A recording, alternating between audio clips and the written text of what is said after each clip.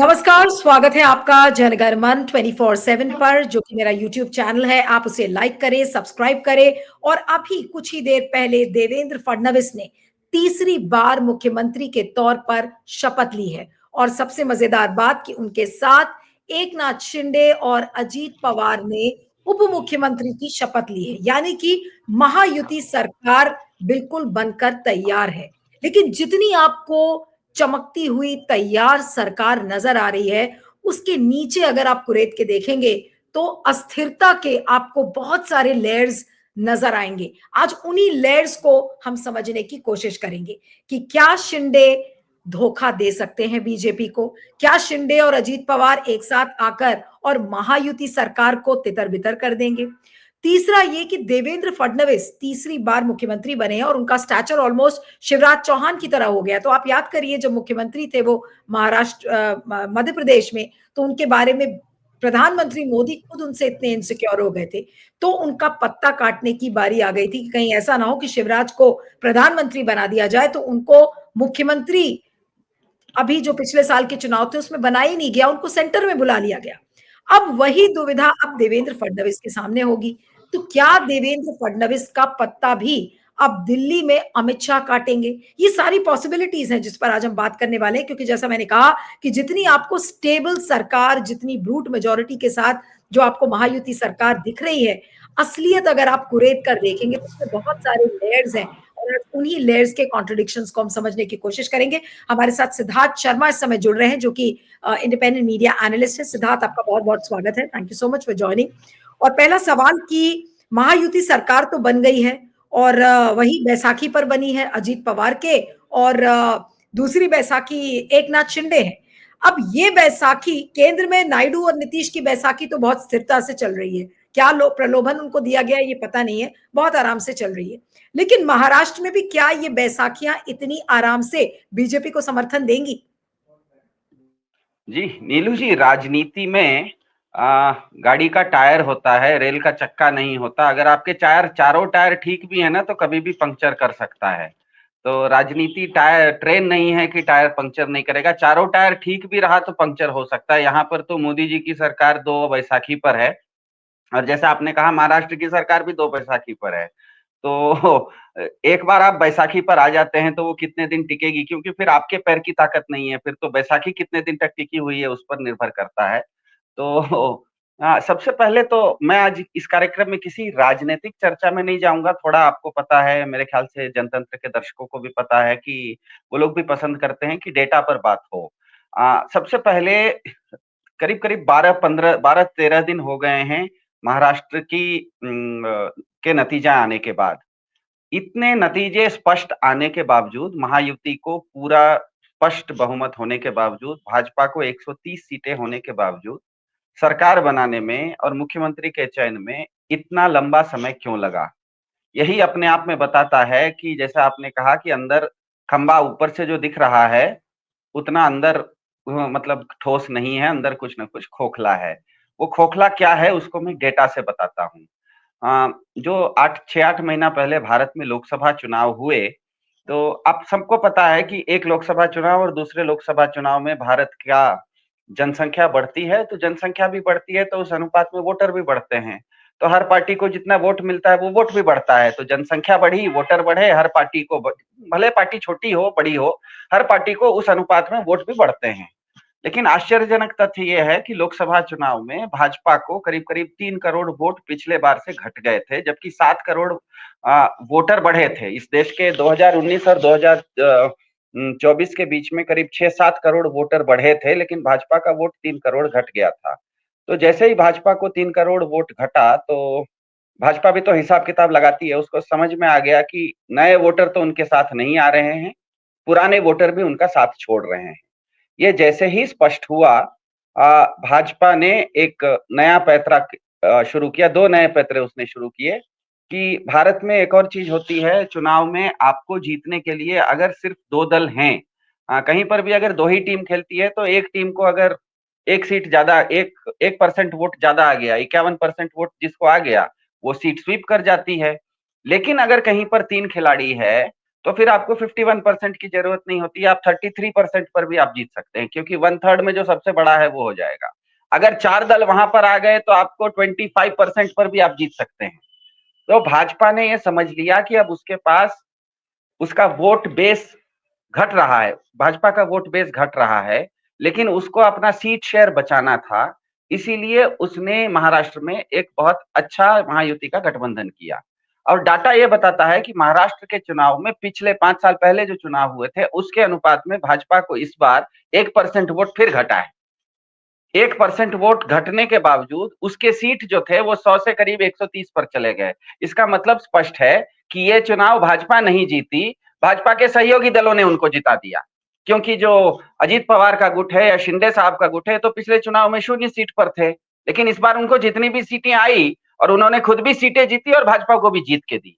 तो ये जैसे ही स्पष्ट हुआ, मेरे ख्याल से भाजपा को ये समझ में आ गया। देखिए, भाजपा को समझना है तो भाजपा का एक इकोसिस्टम है। एक तो भाजपा का एक राजनीतिक दल है, उसके पीछे संघ परिवार है, जो कि उसको आप उसको गुरु कह सकते हैं, उसका मॉनिटर कह सकते हैं, उसको उसका कंट्रोलिंग अथॉरिटी, आप शब्द कुछ भी बोलिए, लेकिन हमें पता है कि संघ परिवार की सहमति से ही भाजपा चलती है। तो महाराष्ट्र का चुनाव आते ही भाजपा को तो समझ में आ गया कि उसके पास भले सीट हो, लेकिन उसके पास वोट नहीं है, इसीलिए उसको सहयोगी दलों को साथ लेके ही चलना पड़ेगा। ये मजबूरी भाजपा के समझ में आ गई, इसीलिए ये 10 दिन लगे उसको इस तरह का लोगों को मनाने में। दूसरी तरफ संघ जो है, संघ ने इस चीज को दूसरे ढंग से देखा कि भले हमारे पास वोट शेयर कम हो, लेकिन हमारे पास इतनी सीटें हैं कि हम 5 साल तक सरकार चला लेंगे। अब जब हम 5 साल तक सरकार चलाने की हमें एक तरह से सुविधा मिल गई है, हमको सुरक्षा मिल गई है, हमारे पास उतनी संख्या है, वोट शेयर भले नहीं हो, सीट शेयर हमारे पास है, तो फिर हम अपने आदमी को ही क्यों ना मुख्यमंत्री बनाएं। इसीलिए ये जो 10 दिन का खेल हुआ था, जैसे हमको पता है महाराष्ट्र में जो देवेंद्र फडणवीस जी हैं, वो ब्राह्मण कुल से आते हैं, तो ब्राह्मण महाराष्ट्र में बहुसंख्या में नहीं है, अल्पसंख्या में है, मराठास ज्यादा है महाराष्ट्र में। फिर भी अगर देवेंद्र फडणवीस को मुख्यमंत्री बनाया गया है, इसका मतलब ही स्पष्ट है कि इसमें संघ परिवार का पूरा पूरा हाथ है। संघ परिवार और बीजेपी की इसमें असहमति थी, क्योंकि बीजेपी समझ रही थी कि मेरे पास वोट शेयर नहीं है। जैसा आपने इस कार्यक्रम के शुरुआत में कहा कि कल को अगर दोनों बैसाखी मुझसे हट गई तो मेरी सरकार गिर सकती है, लेकिन आरएसएस का यह मानना था कि हमारे पास इतने सीट हैं कि हमारी सरकार नहीं गिर सकती, इसीलिए हम जिसको चाहेंगे उसको मुख्यमंत्री बनाएंगे। इसीलिए लेकिन जो नहीं, जो डेटा थियरी आपने सिद्धार्थ बताई है, मेरा जो अब आपसे सवाल है कि थोड़ी सी पॉलिटिकल इनसिक्योरिटीज की भी यहाँ बात करनी जरूरी है, जिसमें कि बहुत ज्यादा लोगों को इंटरेस्ट है।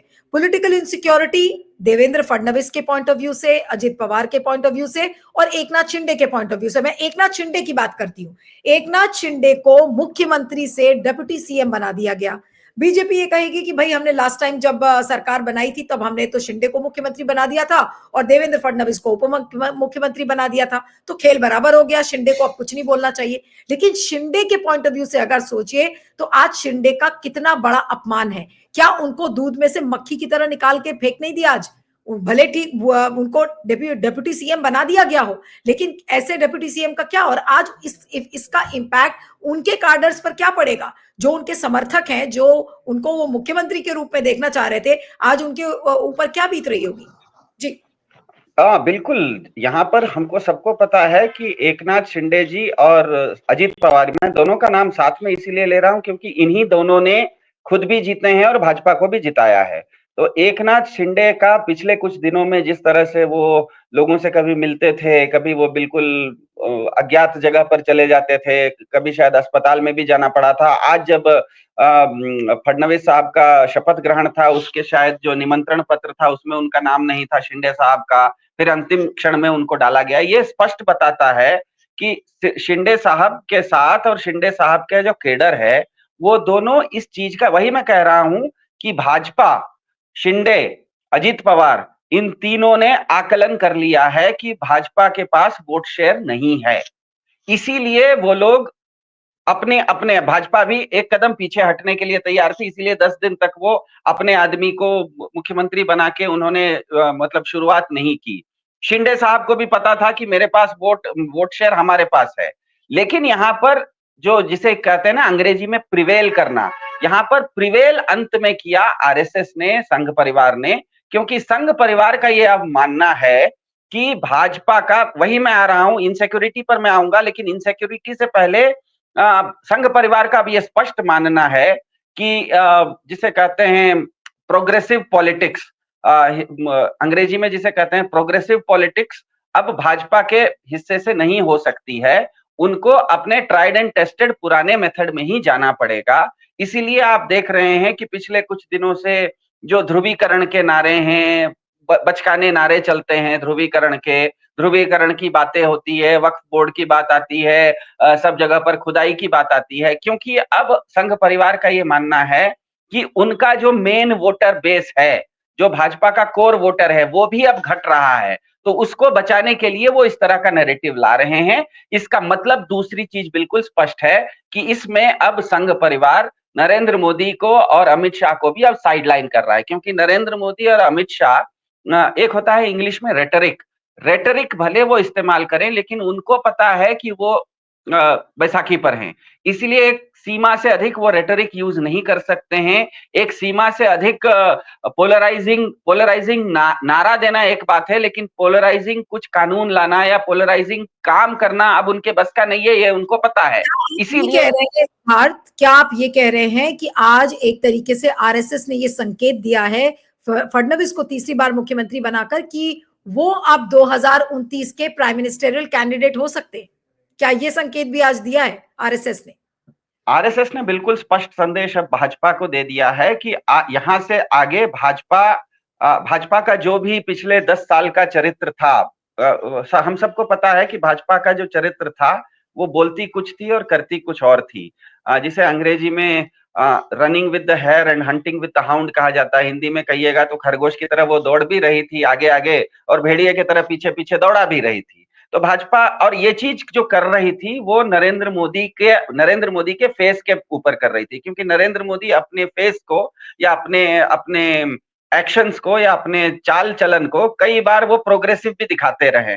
तो वो अपना प्रोग्रेसिव फेस जब दिखाते थे तो इस देश की कुछ प्रोग्रेसिव जनता भी उनके साथ रह रही थी। लेकिन आरएसएस को अब पता लग गया है कि प्रोग्रेसिव अब नरेंद्र मोदी के साथ नहीं है, भाजपा के साथ नहीं है, और जो भाजपा का कोर वोटर है वो भी खिसक रहा है। इसीलिए अपने कोर वोटर को सैल्वेज करने के लिए, इंग्लिश में जिसे कहते हैं ना, ये एक सैल्वेज ऑपरेशन है, जिसमें कि आरएसएस ने बिल्कुल स्पष्ट कर दिया है कि अब सरकार नरेंद्र मोदी जी की रहे या नहीं रहे, 2029 में नरेंद्र मोदी जी रहे या नहीं रहे, भाजपा और भाजपा के नैरेटिव पर जो कंट्रोल है वो अब संघ करेगा।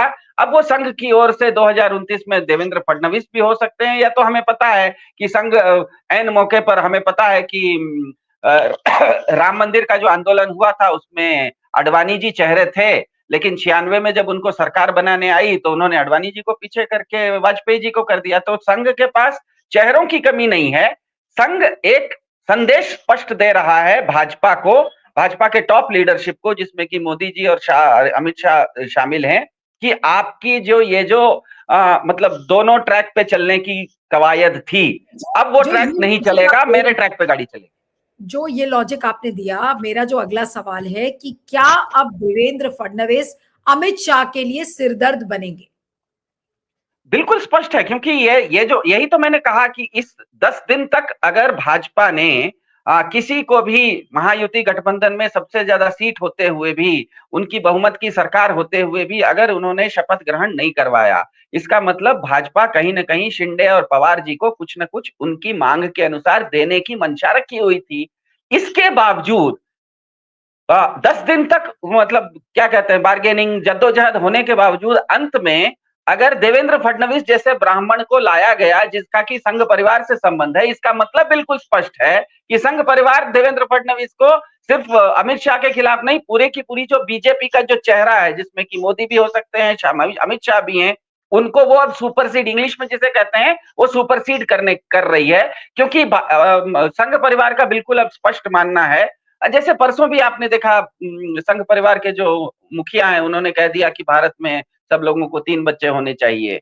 तो मतलब ये पूरी तरह से भारत में आप किसी महिला, एक साधारण सी बात है कि बच्चे कितने पैदा होने चाहिए, पुरुष तो नहीं पैदा करेगा, महिला पैदा करेगी। तो कोई अगर महिला कहती कि 3 बच्चे पैदा करने चाहिए तो समझ में आता है एक पुरुष कैसे कर सकता है कि जिसको पैदा खुद नहीं करना। इसका मतलब ही है, और ये चीज ध्यान में रखिएगा, भारत की भाजपा सरकार ने नहीं कही, भाजपा की भारत सरकार आज भी टू चाइल्ड पॉलिसी को ही प्रमोट करती है, वो फैमिली प्लानिंग को ही प्रमोट करती है। लेकिन अब आरएसएस कह रहा है कि अब आपका एजेंडा नहीं चलेगा, आपके एजेंडे में मेरे पास प्रोग्रेसिव लोग जो थे वो तो खिसक लिए, मेरे अपने लोग भी खिसक रहे हैं, मैं अपने लोगों को बचाऊंगा, आप अपने रास्ता नापिए। तो अब मेरे ख्याल से एक देवेंद्र फडणवीस के चेहरे के साथ साथ संघ परिवार ने बिल्कुल स्पष्ट कर दिया है कि देवेंद्र फडणवीस हो या कोई दूसरे हो, लेकिन आने वाले समय में मोदी जी को अपने जो दो, आपने कहा बैसाखी नायडू और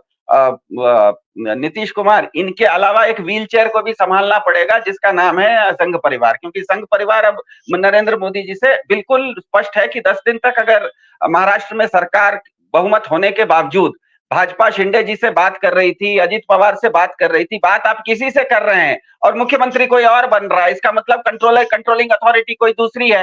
बात तो कर रहे थे शिंदे साहब से ना, रोज सुबह अजीत पवार जा रहे थे दिल्ली, शिंदे साहब आ रहे थे दिल्ली, और अगर अंत में मुख्यमंत्री बन गए देवेंद्र फडणवीस, इसका मतलब भाजपा जिससे बात कर रही थी उसका कंट्रोल नहीं था, कंट्रोल किसी दूसरे के पास था। इसका मतलब ये है कि भाजपा के ऊपर अब संघ परिवार का बहुत ज्यादा दबाव है कि इस देश के नैरेटिव को, इस देश की राजनीति को प्रोग्रेसिव लाइन से हटाइए और वापस जो उनका पुरानी विचारधारा है, हाँ, पुरानी विचारधारा पर लाने का उनको एकदम जबरदस्ती कर रहे हैं वो भाजपा के साथ। नहीं तो अब इस सिनारियो में ठीक है कि आरएसएस का बोलबाला बढ़ रहा है, Devendra Fadnavis is going to be a big insecurity for Amit Shah, ये भी हमने बात की। लेकिन क्या शिंदे और अजीत पवार, एक नाथ शिंदे और अजीत पवार क्या एक साथ आकर देवेंद्र फडणवीस या बीजेपी को डिसलॉज कर सकते हैं? क्या जो कहते हैं कर्मा का साइकिल है वो गोल गोल घूमकर आपके पास आता है, तो जो काम शिंदे ने पहले उद्धव ठाकरे के साथ किया था, अब वही काम शिंदे और अजीत पवार मिलकर बीजेपी के साथ कर सकते हैं? क्या इसकी पॉसिबिलिटी हो सकती है? सिर्फ पॉसिबिलिटी नहीं है, यही चीज होनी, मतलब यही चीज अवश्यंभावी है, यही होगी। लेकिन होता यह है कि आप कोई भी एक दल है, उसने अगर अभी हाल फिलहाल में 1 महीना पहले चुनाव लड़ा है तो उसके काफी सारे संसाधन, उसकी ताकत, उसकी एनर्जी उस चुनाव में गई हुई रहती है। तो कोशिश ये रहेगी शिंदे साहब की और पवार साहब की कि हमने बार्गेनिंग की, कोई अच्छे पोर्टफोलियो ले लेते हैं, अगले 1-2 साल तक पोर्टफोलियो भी चलाएंगे, लोगों के लायक कुछ काम भी करेंगे, अपनी पार्टी को वापस सुदृढ़ भी करेंगे, और 2 साल के बाद जब हम पूरी तरह से, जिसको कहते हैं इंग्लिश में, रिक्यूपरेट हो जाएंगे। एक चुनाव लड़ना किसी भी राजनीतिक दल के लिए सामान्य बात नहीं होती है। एक किसी खिलाड़ी को पूछिए कि सुबह से शाम तक अगर वो एक 50-50 मैच खेलता है तो शाम में थक जाता है, अगले दिन फिर मैच नहीं खेल सकता, कम से कम 2-4 दिन का रेस्ट चाहिए। तो मेरे ख्याल से शिंदे और अजीत पवार का ये बिल्कुल स्पष्ट नीति है कि अच्छे विभाग वो लें, कुछ जनता से संबंधित काम करें, और जो काम करें उसमें नाम फडणवीस साहब का नहीं हो, नाम ज्यादा इनका हो, क्योंकि ऐसा मॉडल हम भारत भर में बहुत जगहों पे देख रहे हैं। जैसे कर्नाटक में कांग्रेस है, तो आप कर्नाटक में कांग्रेस का कोई भी इश्तेहार देखिए, एडवर्टाइजमेंट देखिए, तो वहां पर मुख्यमंत्री सिद्धरामैया के साथ साथ डीके शिव कुमार का भी फोटो साथ में चलता है, क्योंकि वही अंडरस्टैंडिंग है। डीके शिव कुमार का कहना है कि मेरा समर्थन इनको तभी होगा जब मैं भी प्रोजेक्ट हो जाऊंगा। तो इस तरह का एक योजना बनेगी जिसमें कि पवार साहब और शिंदे साहब अपने अपने विभागों का काम, जनता से संबंधित काम भी करेंगे, अपने केडर को मजबूत भी करेंगे, और अंत में कही जो है आपने एक बड़ी इंपॉर्टेंट बात कही, मैं उसी में से कुछ एक और बात निकाल रही हूँ। आपने कहा कि भाई 1-2 साल वो अपनी पार्टी को मजबूत करेंगे, चुनाव की थकान मिटाएंगे, अपने आप को प्रोजेक्ट करेंगे, और जब देखेंगे कि उनकी पार्टी पूरी तरह से तैयार हो गई है, और इसी बीच में वो पीछे पीछे ग्रैंड डिजाइन भी बनाएंगे महाराष्ट्र विकास अघाड़ी के साथ, अपने इक्वेशंस को वापस ठीक करने की कोशिश करेंगे उद्धव ठाकरे के साथ, तो फिर एक जब ग्रैंड प्लान तैयार हो जाएगा तो उस समय बीजेपी को लात मार देंगे दोनों, एक नाथ शिंदे और पवार। क्योंकि पिछले 10 दिनों में आपने, अगर मैं मान लीजिए मैं अजीत पवार हूं या शिंदे हूं, और पिछले 10 दिनों में मैं 5 बार, मुझे आपने दिल्ली बुलाया, मैं दिल्ली गया, आपको मैंने गुलदस्ते दिए, आपने मुझे गुलदस्ते दिए, तो आखिर हंसी मजाक तो नहीं हो रहा था? और वो हंसी मजाक नहीं हो रहा था, मैं आपसे बात कर रहा था और कोई दूसरे ने आके किसी तीसरे को बना दिया, इसका मतलब आपका भी महत्व नहीं है। तो जब आप ही का महत्व नहीं है तो मैं आपसे क्यों बात करूंगा, आपको क्यों गुलदस्ता दूंगा। तो मेरे साथ तो धोखा हो गया है, लेकिन मुझे धोखा भी हुआ है, तो मुझे अभी मैं घायल हूं तो पहले अपनी मरहम पट्टी कर लूंगा और ठीक ठाक होके। देखिए क्रिकेट में होता है ना, एक बॉल लगा, बाउंसर लग गया तो थोड़ी देर के लिए बैट्समैन रिटायर्ड हर्ट होता है, अंदर जाता है, दवाई लेता है, मसाज करवाता है, ढंग से आता है, फिर बाहर निकल के फिर दूसरी बार उसी जिसने बाउंसर मारा ना, उसी के बाउंसर को फिर छक्का भी मारता है। तो आप ये जो ग्रैंड डिजाइन हम जिसकी बात कर रहे हैं, 2-3 पॉइंट्स आज बड़े इंटरेस्टिंग निकले इस बातचीत से कि भाई देवेंद्र फडणवीस काफी इनसिक्योर करेंगे अमित शाह को, और जबकि अमित शाह का सपना यही था कि भाई उनका प्रधानमंत्री बनने का रास्ता साफ हो जाएगा अगर देवेंद्र फडणवीस को मुंबई पहुंचा देंगे। अब ऐसा लग रहा है कि उल्टी चीजें हो रही है क्योंकि आरएसएस बहुत ज्यादा हावी हो गया है। क्या ये चीज भी साफ हो गई है सिद्धार्थ की अब महाराष्ट्र चुनाव के बाद अब आरएसएस क्योंकि हावी हो गया है तो मोदी और शाह को फेज आउट करने का भी प्लान साथ साथ बनेगा। एक तरफ देवेंद्र फडणवीस को आगे बढ़ाया जाएगा, उनके ग्राफ को ऊंचा किया जाएगा, और मोदी जी को सीधे सीधे से बाय बाय कहने की भी तैयारी शुरू हो गई होगी। नहीं, संघ परिवार से संबंधित कोई भी लोग हों तो आप उनसे बात कीजिए, तो पिछले 3-4 साल में वो लोग मोदी और अमित शाह जी से वो बिल्कुल खुश नहीं है। खुश नहीं रहने का एकमात्र कारण ये है कि नरेंद्र मोदी हो या अमित शाह हो, वो अपने सत्ता का जितना ज्यादा दिखावा करते हैं, पावर प्रोजेक्शन जिसे कहा जाता है, वो जिस स्तर पर करते हैं, जिसको कि इंग्लिश में कहते हैं ऑस्टेंसिबल शो, तो वो जो ऑस्टेंसिबल शो करते हैं आरएसएस का, उससे सहमति नहीं है।